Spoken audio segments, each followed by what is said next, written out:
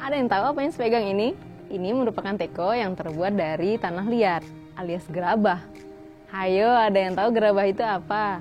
Nah, gerabah itu merupakan perkakas yang terbuat dari tanah liat, kemudian dibentuk sedemikian rupa dan dibakar, dan biasanya digunakan untuk kebutuhan sehari-hari.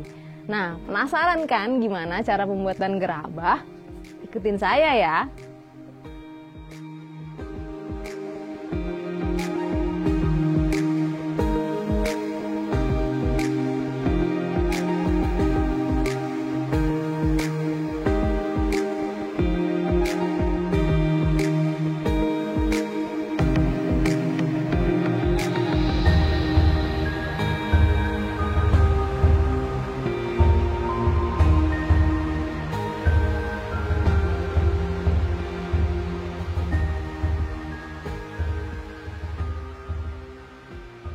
Assalamualaikum Bapak. Waalaikumsalam. Aduh, ganggu Pak. Iya.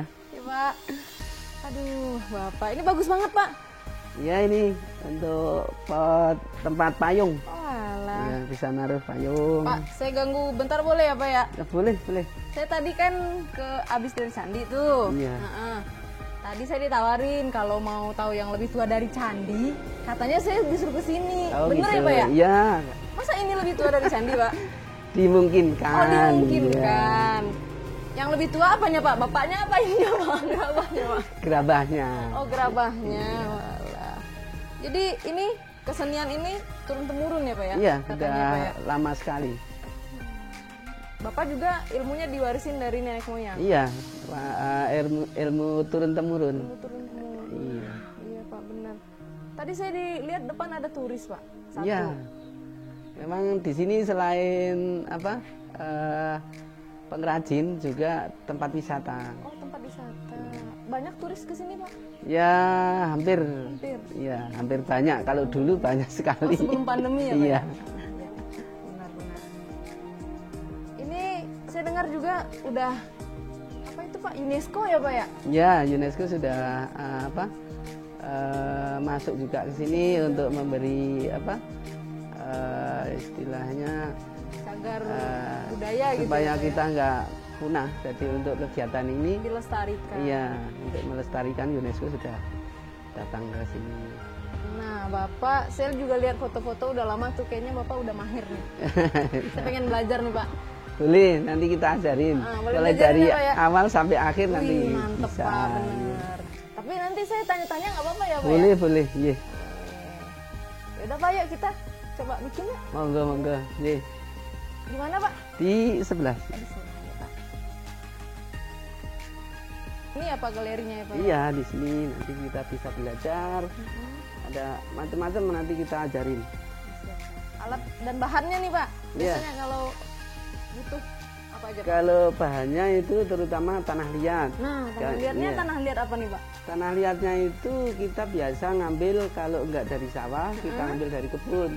Ada spesifikasi tertentu Pak? Ada. tanahnya, Kalau jenisnya? di kawasan Borobudur atau di Dusun Klipo ini sudah 1 meter dari permukaan. Ya, baru bisa Jadi setelah diambil. kita gali Ya. 1 meter baru bisa diambil. Baru bisa diambil dengan dicampur air. Dicampur air. Kadang ada juga yang dicampur dengan pasir kuarsa. Pasir kuarsa. Pasir kuarsa itu pasir yang mengambil dari kali, bukan yang dari Gunung Merapi. Kemudian alatnya apa aja yang kita butuhkan? Kalau alatnya sederhana sekali, Mbak. Itu alat puter. Kalau di sini namanya perbot. Perbot. Perbot. Iya. Perbot itu kata Jawanya itu perbuat. Jadi untuk pembikinan. Nah, gitu. Itu manual Pak? Manual. Kita masih pakai yang manual karena lebih bisa menikmati. Ya. Kayak di film-film ya Pak ya? Ya, Menikmati betul. membuat tembikar Membuat gitu Pak. tembikar. Boleh Pak kita coba Pak? Oke, monggo. Oh ini ya Pak ya mesin putarnya? Iya, betul. Jadi untuk membuat tanah liat ini, tanahnya adalah tanah-tanah spesifikasi tertentu, biasanya di sekitaran Candi Borobudur atau sekitaran Kecamatan Borobudur ini. Bukan tanah-tanah untuk tanaman, apalagi tanah sengketa, nggak boleh ya, nggak boleh beneran. Jadi ini tanah khusus. Nah, tanahnya bentuknya seperti ini nih. Ini udah dicampur air ya Pak? Iya, ini Kira-kira sudah siap. persentase air sama tanah berapa Pak? Tinggal Dikira-kira. kapasitasnya ya. Kira-kira yang penting tanah bisa lembek. Tanah bisa lembek. Iya. Tadi kedalamannya 1 meter ya Pak ya? 1 meter baru. bisa dia. Karena kalau yang atas itu biasa sudah tercampur dengan Humus ya Pak ya? ya. Jangan tanah sengketa bener Pak. Ini caranya dibulet-bulet dulu. Ya, pertama kita bikin bola. Nah, dipadatin gitu ya Pak ya? Iya. Baru ditaruh di atas alat puternya. Wah, itu tips yang sangat menarik itu.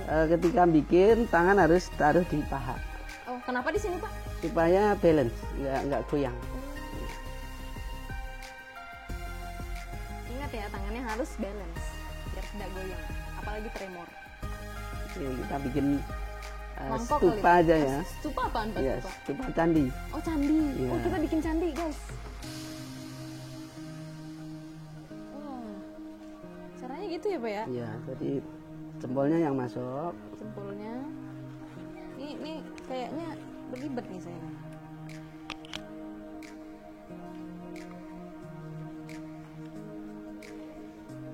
Baru tengahnya pakai jari masuk sampai ke alat, baru dari dalam kita tarik pelan-pelan. Ini kecepatan putarnya senyamannya kita. Iya, disesuaikan dengan senyaman kita. Kok jadi kayak gelas Pak? Iya.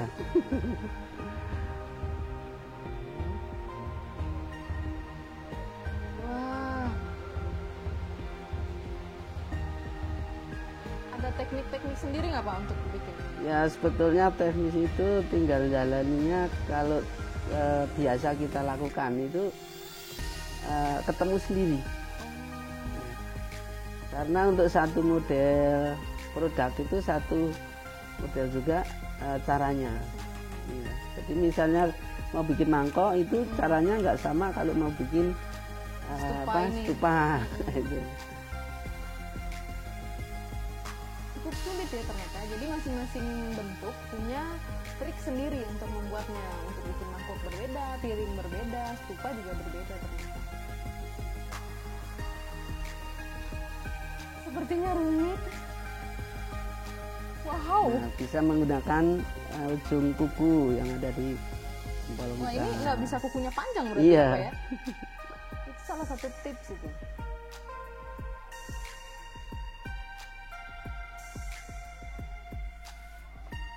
Ya, tadinya. Udah sedih Pak. Kemudian ada cara pengolesan atau pemadatan tanah. Itu. Ini namanya dalim. Dalim. Dalim itu kalau istilah Jawa bisa ngedal kilim. Jadi untuk penghalus, apa, Pak? ini supaya halus, supaya padat, itu pakai Ada dalim. kain khusus. Ini biasa pakaian ibu-ibu yang sudah nggak kepak. Jadi kalau pada saat penghalusan juga ininya kayaknya seperti melambat ya Pak ya? Iya. Putarannya. Nah, setelah itu bisa kalau misalnya pinggirnya mau dibikin Heeh. love atau mungkin bikin bunga, ini tinggal ditekan pelan-pelan sesuai selera. Kayaknya saya nggak bisa nih buat kayak gini. Kayaknya cuma bisa buat mangkok deh. Tangannya gatel pengen nyoba bikin. Nah kalau udah jadi nih, Itu tinggal dipotong. dipotong menggunakan Alat ini apa potongnya. Pak? Ini Benang pancing. iya benang pancing. Kenapa memotongnya harus menggunakan benang pancing? Karena lebih enak, lebih tipis ya. Dari bawah Dari bawah langsung ditarik. Kalau ini di sini namanya serat. serat. Ya. Kita benang pancing ya. Terus Setelah bawahnya itu baru diangkat. pelan-pelan. Cantik sekali. Untuk satu model ini bisa memerlukan waktu kurang dari 5 menit. Kurang dari 5 menit loh. Stupa. Pengen coba. Oke. Tapi jangan stupa Pak. Susah.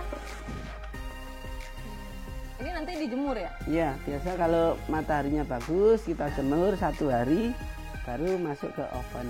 Oh jadi penjemurannya menggunakan 2 metode. Iya, Cara alami matahari. matahari juga kemudian pakai oven bisa. kalau matahari saja Pak? Matahari saja cuman keras tapi nggak bisa tahan lama. Jadi kalau teman-teman yang tidak punya oven gimana tuh Pak? Bisa pakai panas tradisional, itu pakai kayu-kayuan. Kayak di asap gitu? Iya, dibakar di kayak mau bikin areng. Oh, jadi kalau nggak punya oven di rumah bisa menggunakan pengasapan atau arang untuk membakar. Karena kalau hanya menggunakan matahari keras ya Pak ya? Ya keras tapi nggak kuat. Rentan pecah gitu? Iya.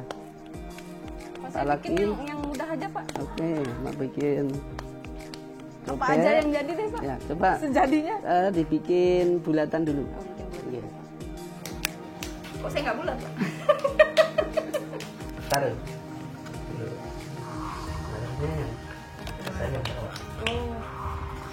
Kelihatan. Jempolnya yang masuk. Jempolnya masuk gini. Ya.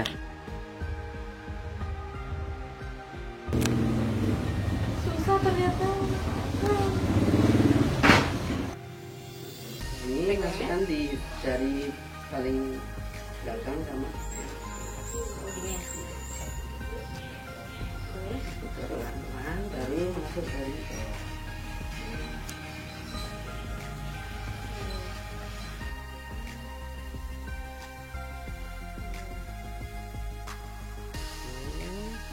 Sekarang jarinya masuk.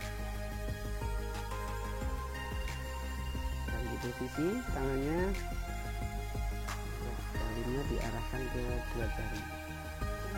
Ya. Jari tengah. Pelan-pelan.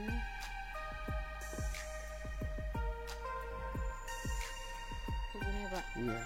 Nah ini untuk tadi kenangan Mbak ini bisa dikasih nama. Oh bisa dikasih nama? Iya. Bisa dikasih nama. Saya nulis sendiri nih Pak. Iya. Monggo. Di sini boleh.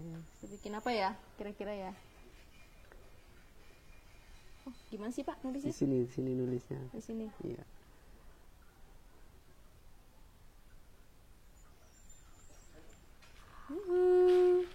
PPSDM. Susah guys ternyata. Cobain deh. Di rumah kalau lagi gabut bikin pot kan. Bisa fresh lagi. Iya. Nanti didistribusikannya kemana Pak?